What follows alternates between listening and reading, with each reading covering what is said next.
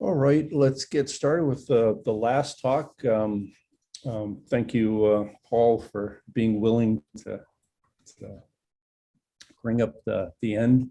So this will be Paul Gustafson from Wright State University, and he will be talking about types for hybrid systems. Right, yeah, I slightly modified. Dan's suggested title was something like programming vector fields. Well, it's more about programming controllers, hybrid systems. Not going to be doing too much programming of the vector fields themselves. But yeah, so the basic idea of the talk is the question of how can we prove safety and liveness conditions about controllers in a way that's composable, or actually, how can we actually program controllers in a composable way? So let me start with a motivating example. So here's a motivating. So let's say, so there's this navigation problem, right? So let's say we're trying to navigate in I guess what they call unknown. This is a paper from this is by Omer Arslan and Dan Kodacek. So Arslan Kodacek.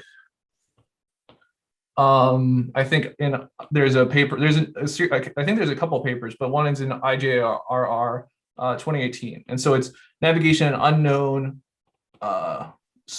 convex sphere worlds is the name of the paper. So the basic idea is, you have some workspace and you have a little robot already as a little human, and then you have a goal location, and there might be some little sphere-like obstacles. They can't be, they have to be convex and sphere, and they can't be too, bumpy, basically. And, you can detect, maybe you have some line of sight, or you can just detect everything in some radius. So this is like some sensory radius. So this is like sensor radius. And the question is, how do I get from here to the goal in kind of a provable way? So you want to be able to prove that you can get to the goal without crashing into any of the obstacles. And yeah, that's basically the idea. So the way the controller works is they take these hyperplanes. You build up a Voronoi cell of the visible obstacles, right? And then you take these kind of I'll just call them, they're lines, right? You take the bisecting line, that kind of splits the distance. So this is, you look at your particular Voronoi cell, and in this case I can't see any of the others, so there's just kind of this one line, and then you project, you find the nearest point in your Voronoi cell to the goal location. So I'll call this like pi g for projection of the goal. And so you just keep going towards this. As you're moving, this thing is changing, right? And you keep moving to this towards this projected goal, and so you get this it's locally smooth vector field, okay? And it changes whenever if you see a new obstacle, right? Then there's kind of this abrupt change. So this is going to be you can if you want to only work with smooth vector fields, this is a hybrid system, so hybrid controller. Because you're changing, whenever you see a new thing or you forget a new thing, you forget an obstacle, then you're kind of in a different mode. And I guess the theorem is, under certain assumptions, basically, if the obstacles are convex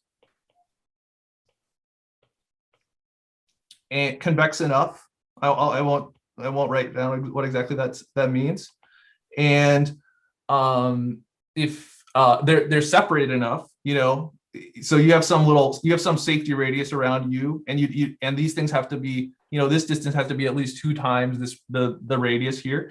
So separated, well separated. Okay, that implies that you can, from almost all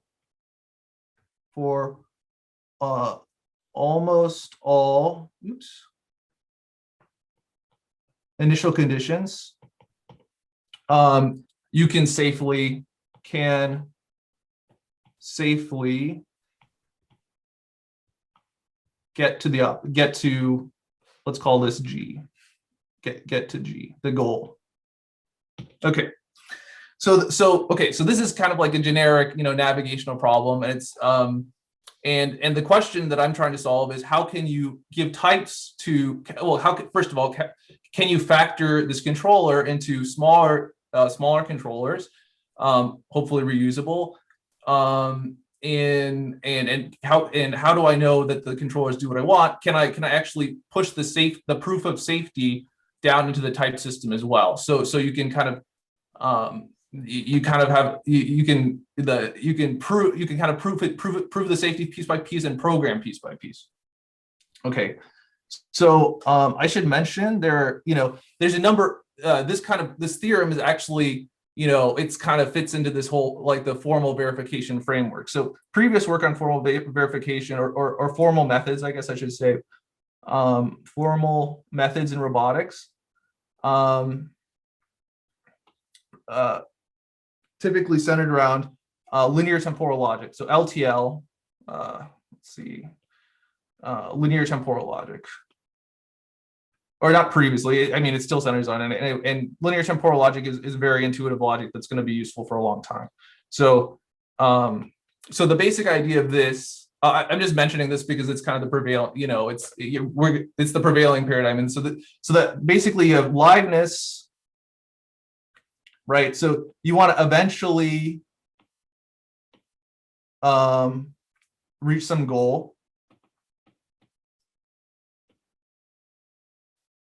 And you have safety. So always avoid obstacles. So you can talk about this I mean, this is a very kind of a general form of logic. Always avoid problems.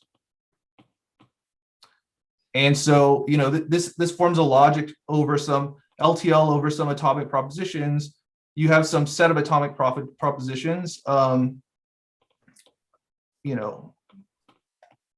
So typically it's like inhabitation in some state space. So it could correspond to, an example would be a partition of state space.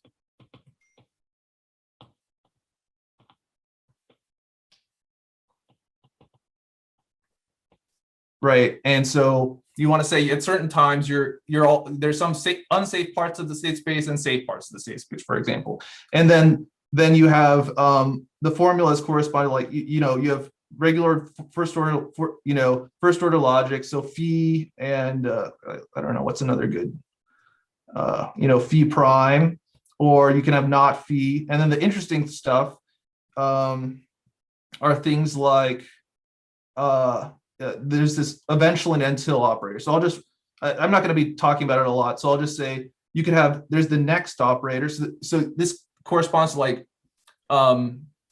so you satisfy the semantics of these propositions. They're you take a sequence of time steps, right? And then you want to check and see if the proposition holds at over this infinite sequence of time steps, right? And so if you have the next operator, the next time step, phi holds, that's another thing in the grammar, as well as you have things like phi holds until phi prime holds, right? And so you can derive like eventually and always both from this until operator. Okay, so this is kind of what's already been done, and it's very useful. And a lot of people, so people in particular, people like I should mention this is by Punali. I don't know, it's Punali in 71, and then there's been lots of work by people like Hadas Kreskazet, Banekos and Papas. And so they're able to generate controllers. Just you take a state space and you partition it, and then you just give them an LTL formula, and they're able to generate a controller from scratch, automatically synthesize it. And then there's also people like Sanfelice.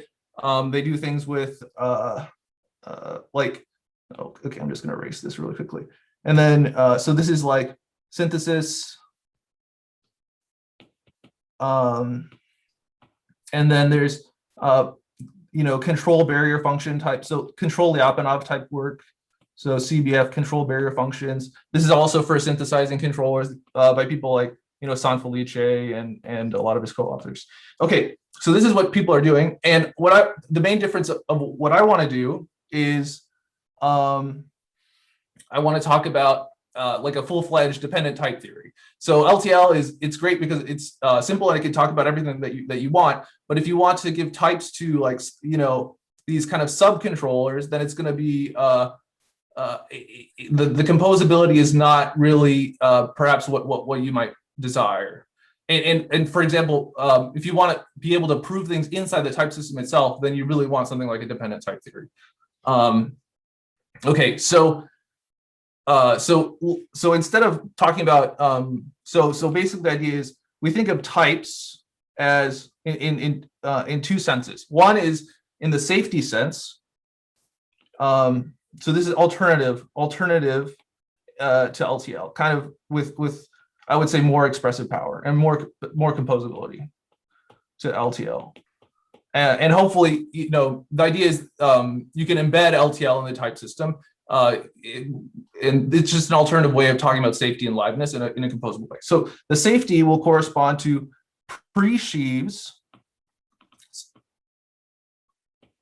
over some sensorium. So over, okay, so, oh my gosh. Okay, so basically you want to think of, so let's go back to our example. I have this, let's say I have this little robot and, I can see everything in here, right? And so let's say your sensorium sigma is equal to, let's say, continuous functions from,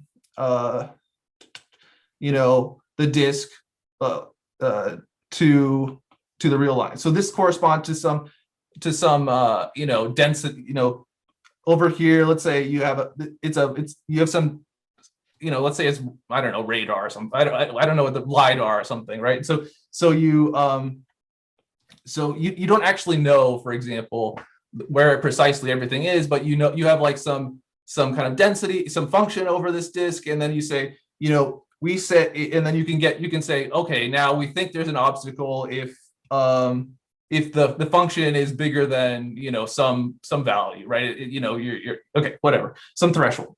Okay, so this is the kind of thing you can do, and so pick whatever topology you want on this, like the supremum topology, and then pre-sheaves are sets. So for every open, oh my gosh, you take an open set U in sigma. So this is some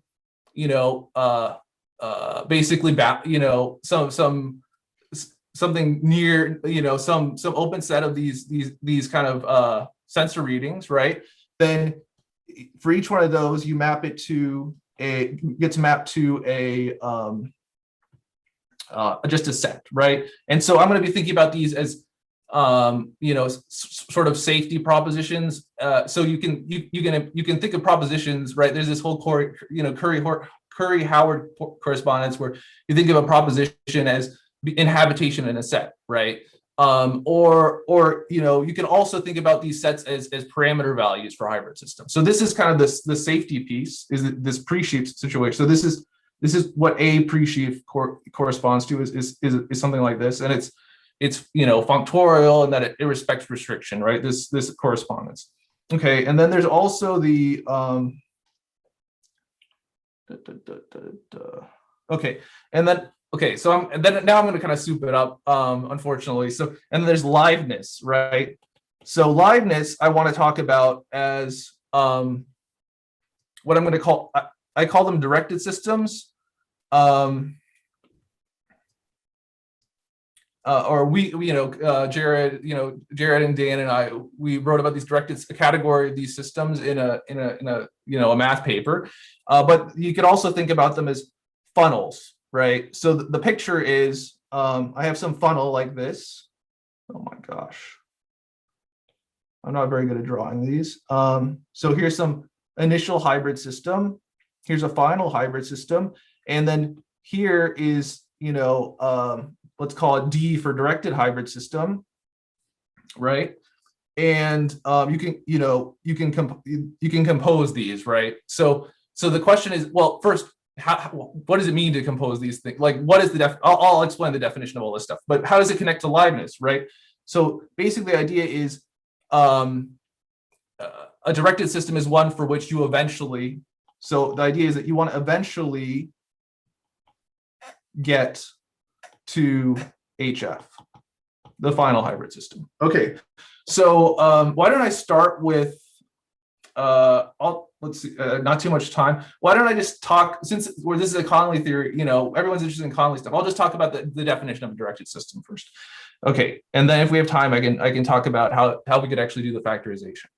I mean the controller stuff in the example. Okay, so what is a directed system? Or first, let's talk about the hybrid systems I'm talking about. So Matt gave a really nice definition of a hybrid system in kind of an abstract setting.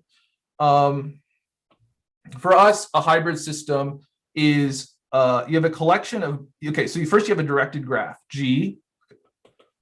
It consists of this is a directed graph.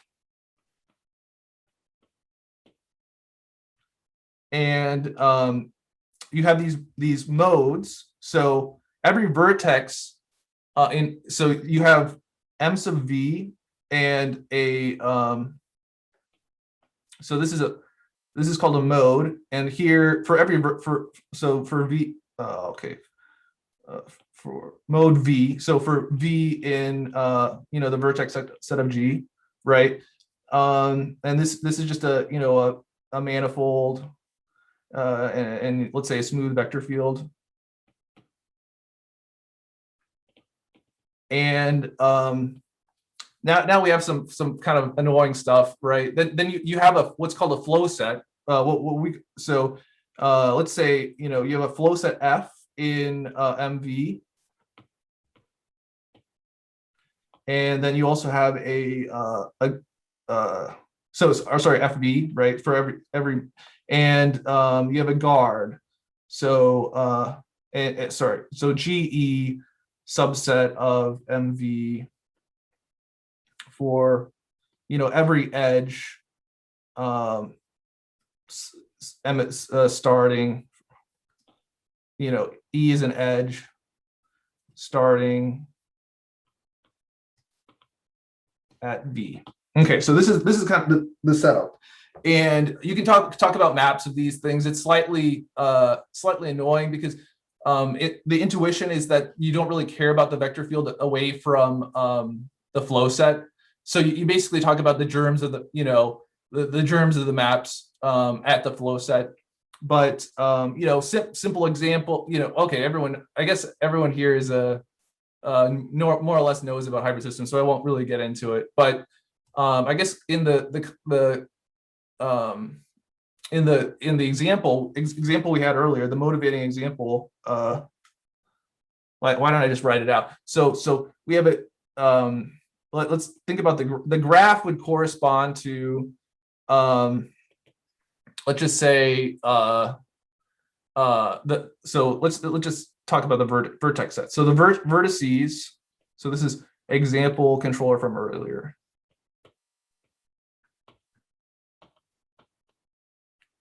So the vertices correspond to just subsets, right? Of some. Let's label the obstacles. O equals OI. Some set of obstacles. These are obstacles. Oh my gosh, my handwriting is not good. Okay, so the vertices are the subset of the obstacles, and the edges could, for example, if you want to assume you can only detect one, at most one new obstacle at a time, the edges would be basically like the one, if you think about like this simplex, like the nerve, you basically you're it corresponds to forget or detect an obstacle. Okay, and then if you think about the manifold on top, okay, okay, so on each mode, right, the mode will, for example, could correspond to this. If you have your little guy, it could correspond to this subset of R2, this one right here, for example. You don't necessarily have to. It doesn't have to be a nice manifold, right? So sorry, this could be the flow set. So this could be an example of a flow set. Okay. So let's get back to directed hybrids. So I've kind of defined these hybrid systems.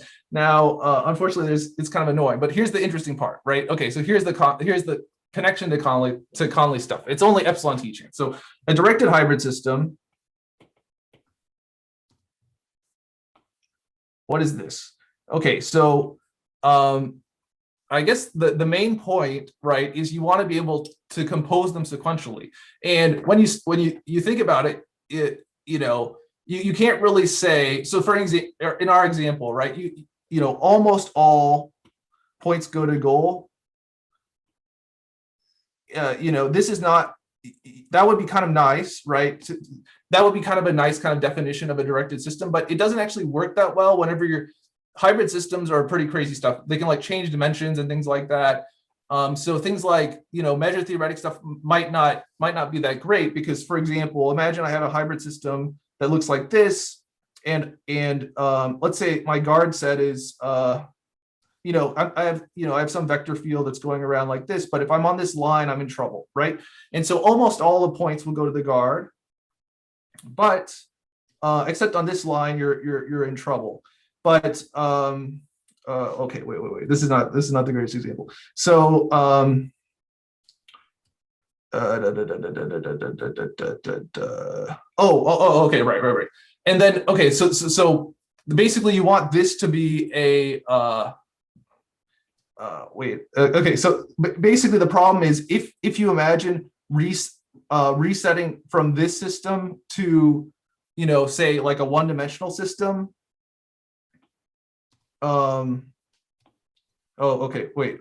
I think this might not be the greatest example. I'm trying to remember a prototypical example of a almost all things go to the goal, but then once you're in the goal, once you're in kind of the final subsystem, then the new stuff kind of gets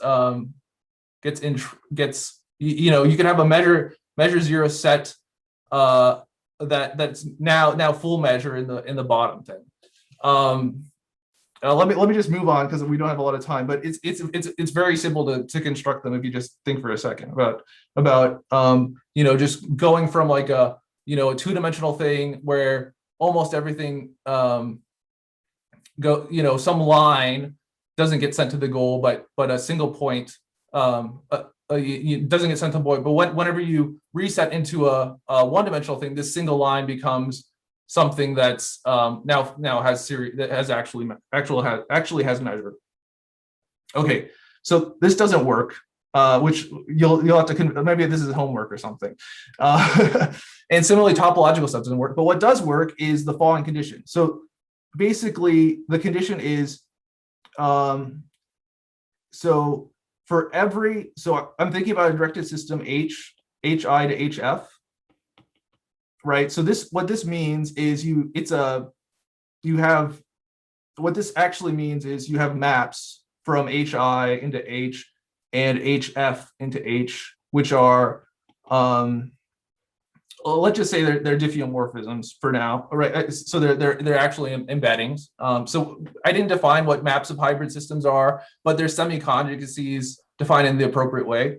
Okay, so this is what this is like the starting data of a directed system. Okay, and then the interesting data is that for any point X and H, what you want is there exists an epsilon t chain Okay, and epsilon t greater than 0, let's say.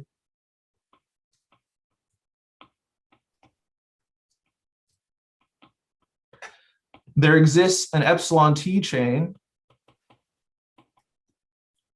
from X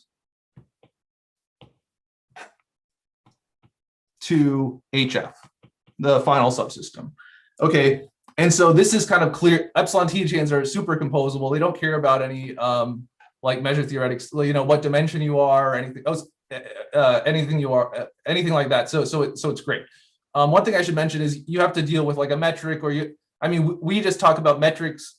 You keep track of the metric as well, but I'm sure you could kind of get away with just doing like you know, the topological version of epsilon t chains. It's just slightly annoying. Okay, so this is kind of our you know, sequential composition world, and I guess the main theorem here is that so the theorem from you know, Culbertson, me, Dan Kodacek, and Stiller is that, you know, there's a double category. So there exists a double category of hybrid systems.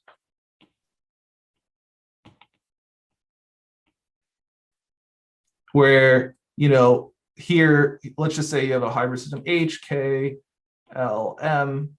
So a double category, it's like, let's, you know, this might not be very, very helpful example, but think about like cobordisms, right? So, or rings, modules, and ring module homomorphisms and ring homomorphisms. Those are two canonical examples. So cobordism category, right? You have let's say two cobordisms, and then you think about diffeomorphisms that this is Cobb double category. You know, diffeomorphisms that restrict. So here's a diffeo. These are diffeomorphisms that restrict on the you know, the input and output manifolds, right? So but here it's a little bit analogous is here you have these these are directed systems in the horizontal direction. So here's directed systems in the horizontal direction, and here we have semi-conjugacies in the vertical direction. Okay, and again, and the two cells are also you know, semi-conjugacies that restrict on the input, on the initial and final subsystems. Okay, so that's kind of the theorem. We won't actually need all of this right yet, but all we'll need is kind of this horizontal direction.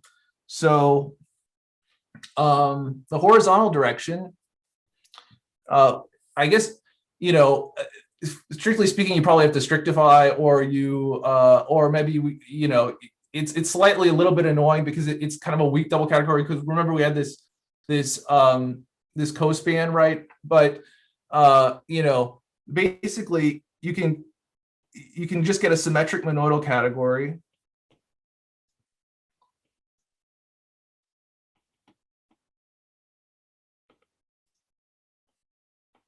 of directed systems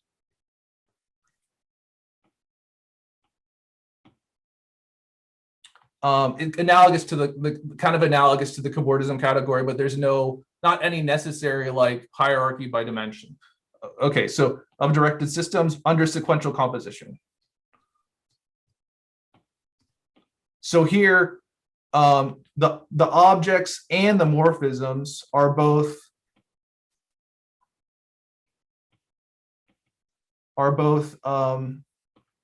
directed systems, right? And but the composition is this kind of sequential composition of, well, basically it's the pullback of the you know, you have this HI, let's call it intermediate HF1 and HF, or maybe HF prime, and then the composition corresponds to you know, here's maybe H, here's K, right? And it will be this, you know, L up here, right? So Okay, so that's the kind of setup. Okay, and so it's just like you just stick them together. Okay, and so the question now, so what's the point of doing all this category nonsense? Well, basically the type theorists really like to start from a category because then you get denotational semantics for free. So I want to talk a little bit about linear dependent type theory now. Hopefully no one's falling asleep because it's a little bit into logic or something. Linear dependent type. Feel free to interrupt if you have questions, because it's, maybe that'll help the nodding off in the end of the day. Okay, so I'll use a construction by Fu, Kishida, and Peter Selinger. I want to say it's in like 2020 or 2020. Yeah. So this is pretty recent, and so basically, what is the point of all this stuff? So the linear types. So linear types correspond to this is resource aware stuff, or resource / state aware programs or proofs. Let's just say programs, and then the dependent types are, this is kind of the super advanced. If you think about this, there's these proof of systems like Koch or Agda or Idris. All of these, this is the kind of language that they use. Basically, you can do like any constructive mathematics inside of this situation. And it's also these dependent types also correspond to internal logics, or internal languages, perhaps is a better word, internal languages of topoi. So topoi are kind of generalizations of the category sets or pre-sheaf categories. Okay, so right, so their construction is pretty straightforward, or I don't know if it's straightforward. What they do, they were worried about how do we assign, how do we give better types to quantum classical circuits, right? But it's the same. There's nothing really specifically quantum about their construction, because it's really just talking about symmetric monodal categories. So basically what you do is their construction. Okay, so the main ingredient is what's called a state parameter fibration. Okay, so what this corresponds it's a functor from here. E is supposed to be a symmetric monoidal closed category, and B is a locally Cartesian closed category. Okay, whatever. Let's not worry about what those words, maybe you know what they mean, maybe you don't. But basically what these corresponds to is parameters. And this this corresponds to parametrized circuits.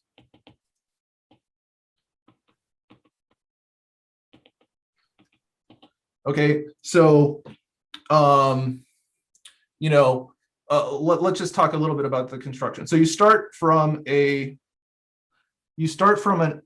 symmetric monodal category. For example, directed systems.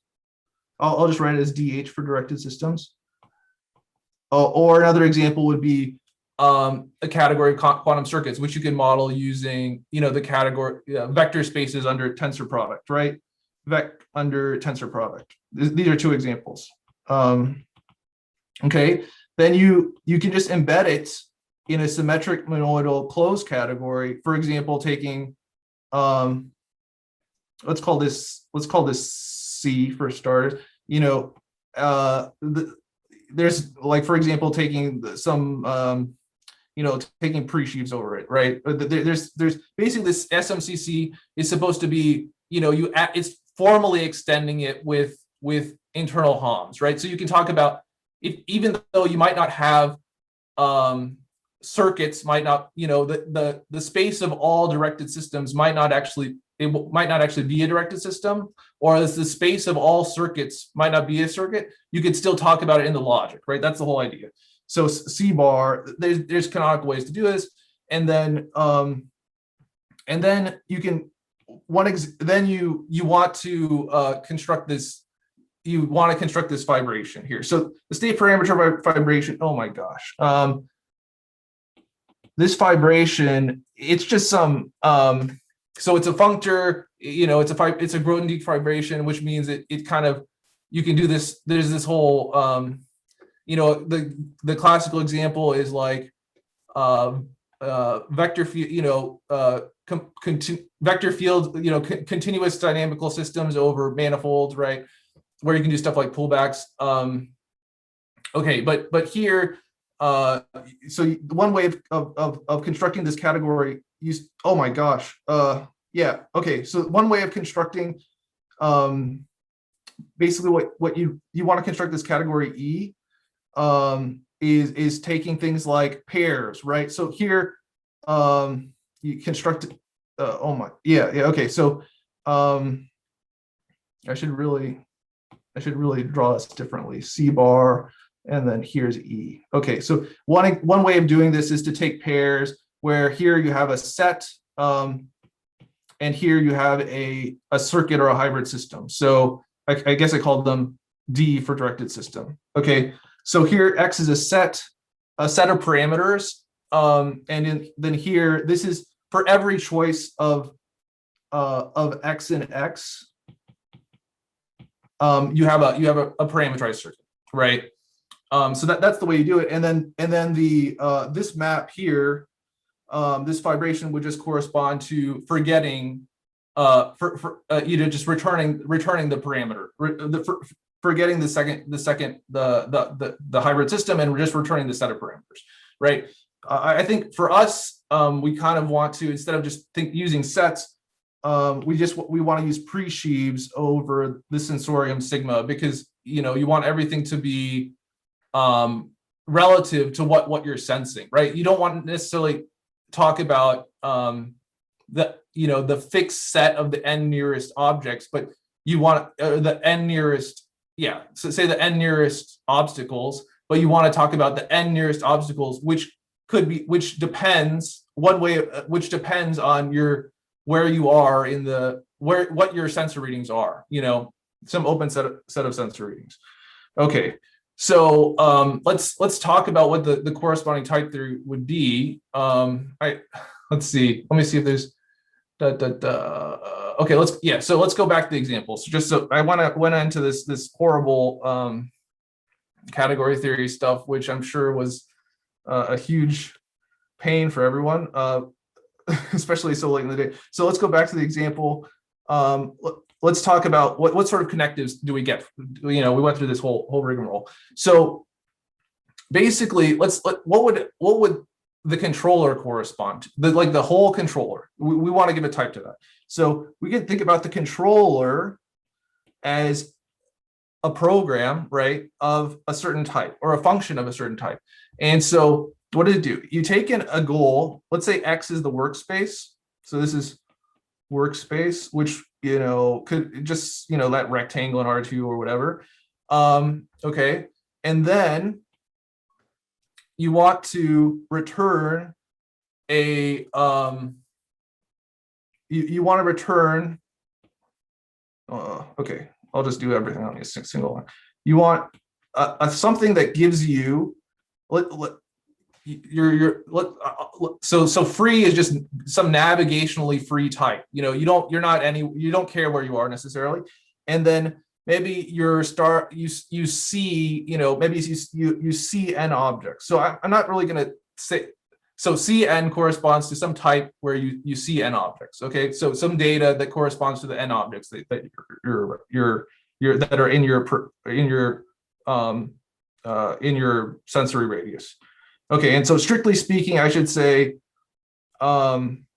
this is also a dependent. So this n, right? It's also a dependent type. So it's really for all n in the natural numbers, including 0, right?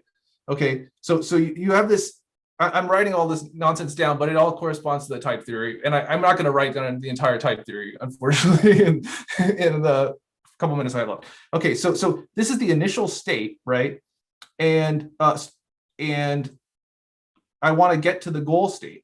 Okay, now I'm going to write down another weird symbol. So these little arrows like this arrow right here just corresponds to like a parameter. Oh, sorry, this is functional programming speak.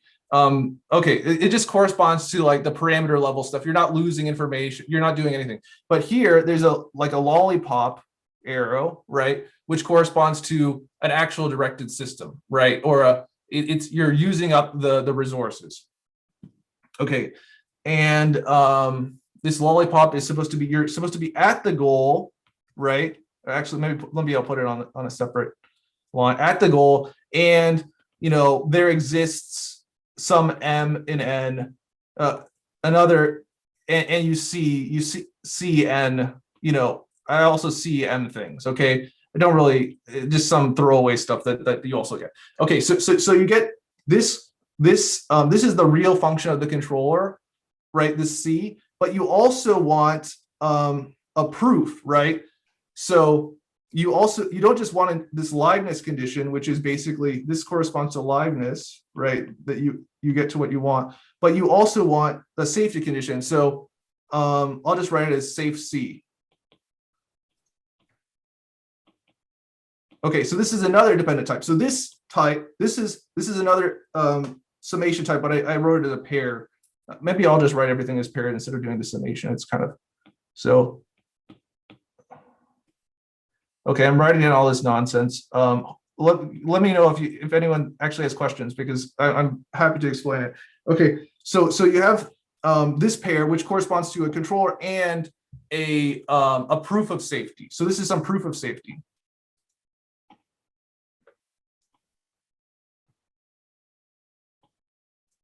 Okay, so this is really the full dependent type that you want out of the controller.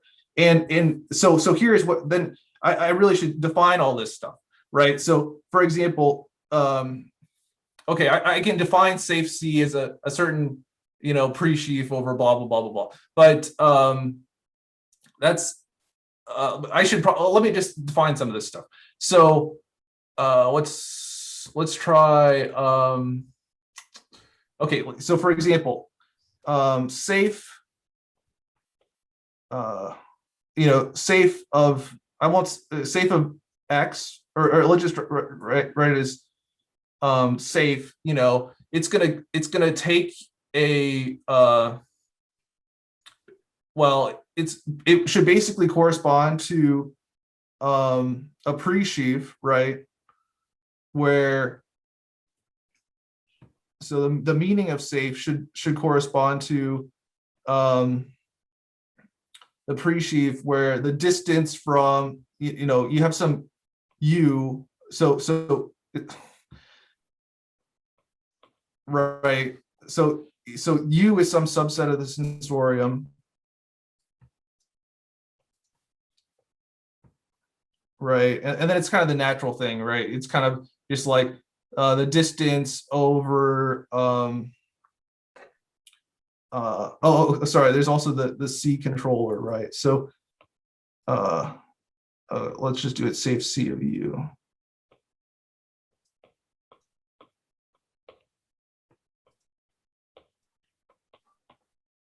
Right, so this is going to be if you push, if you go down to the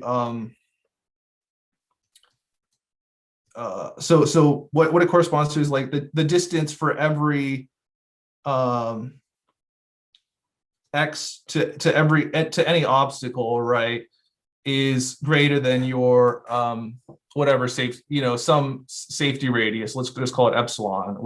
And this is for all, but this is kind of conditional on this open set U of sensor reading. So this X, this is your robot location.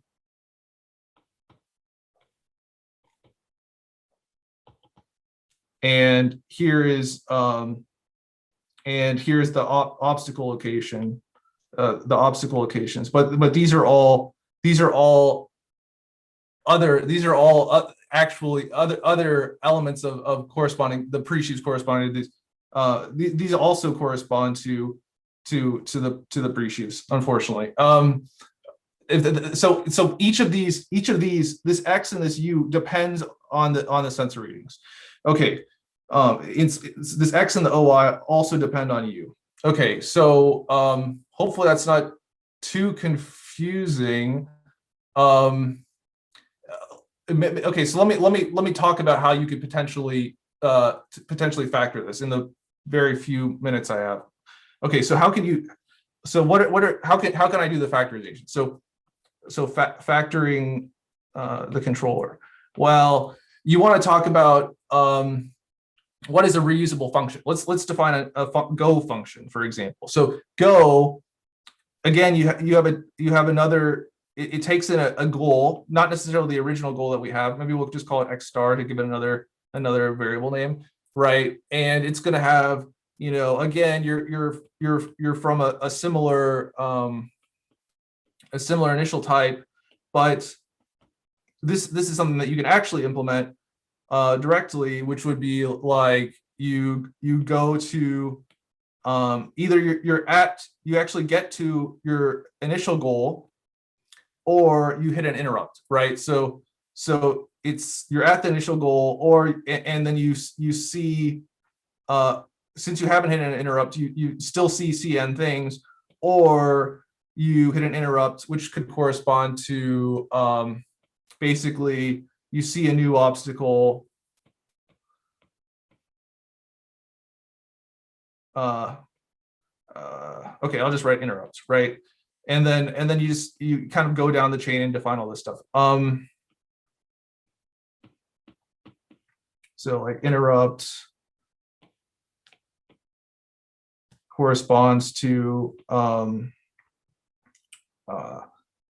it corresponds to like I should really do interrupt of S, because it's also conditional on the things you see at the beginning. So interrupt of S would correspond to I either see a new obstacle, C, oh my gosh. Okay, S is in CN corresponds to C n plus 1, or Cn minus 1, or potentially you could have like a collision or a time, this kind of business. Okay, and so here's like this go thing that you could actually implement, right? And then you define the controller using a very you can also define the Voronoi. You can also put types on Voronoi and the nearest obstacles and so on and so forth. And you can just actually write down the controller. Basically, you calculate this move to predicted goal, and then you apply the go function to it, and you keep track of all this stuff. But okay, so I don't think I probably have time to really talk about anything really much more. But like 2 minutes. Yeah. So let me just mention a few other interesting things that might in 1 minute. so templates. So we kind of took this vibration from directed hybrid systems down to, I guess, pre-sheaves over the sensorium, right? So the question is, could we also have another vibration to reflexive graphs, right? Which basically takes, this is just the graph function. Oh, sorry, this is some completion, blah, blah, blah. Okay, but could we replace it with that, for example? And so these are like questions, unfortunately not really Conley theoretic questions. But I guess this kind of state parameter vibration really sounds like it has a lot to do with like these phase diagrams of state space. So there ought to be some connection to like these these kind of graph theoretic representations of dynamical systems. But yeah, I should probably just wrap up. Feel free to ask any questions if we have a few more minutes. Thanks. And so are there questions or comments?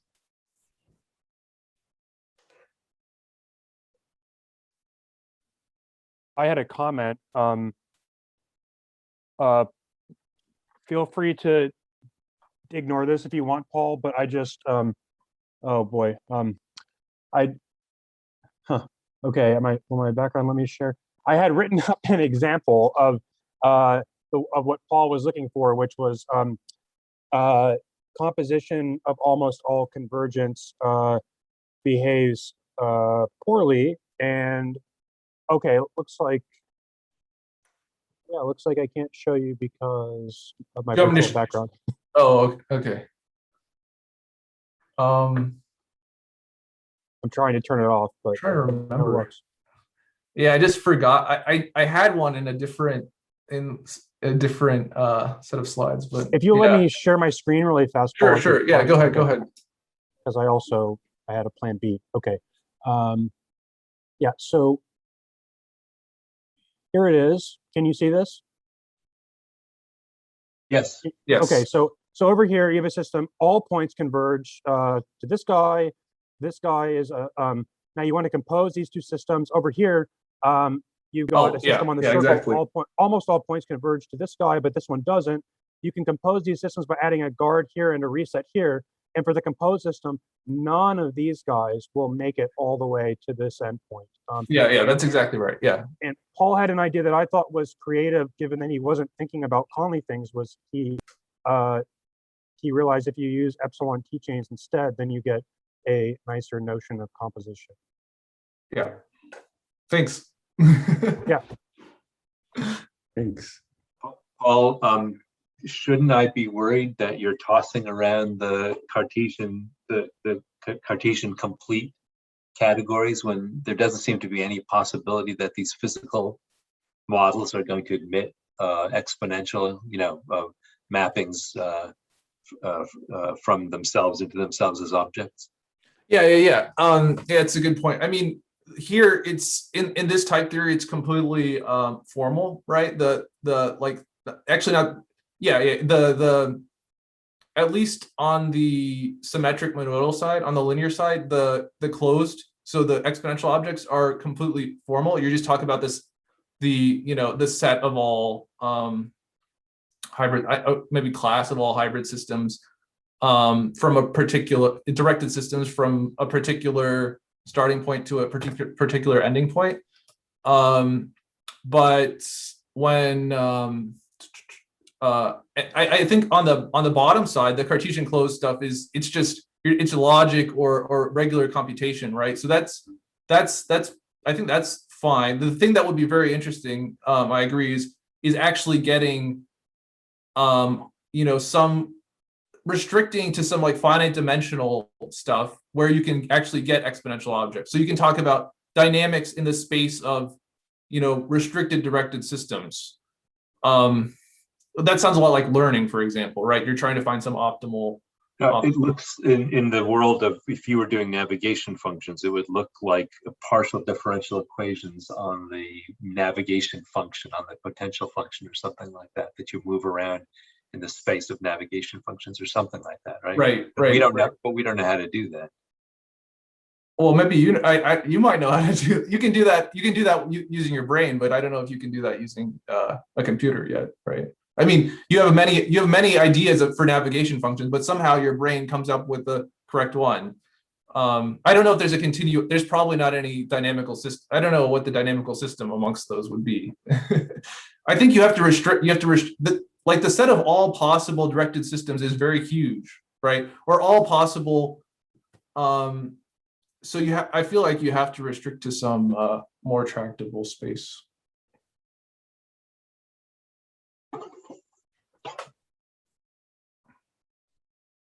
more questions or comments? If not, I'd like to thank all of you for participating and hope that we keep talking, because I think there really is a lot of overlap in our interests. So. Constantine, thank you so much for organizing the meeting and hosting the meeting and putting the resources of your tripods into the, yeah. The Zoom. into the fray here. All right. Okay. Thanks, everyone. Take care. Thank you.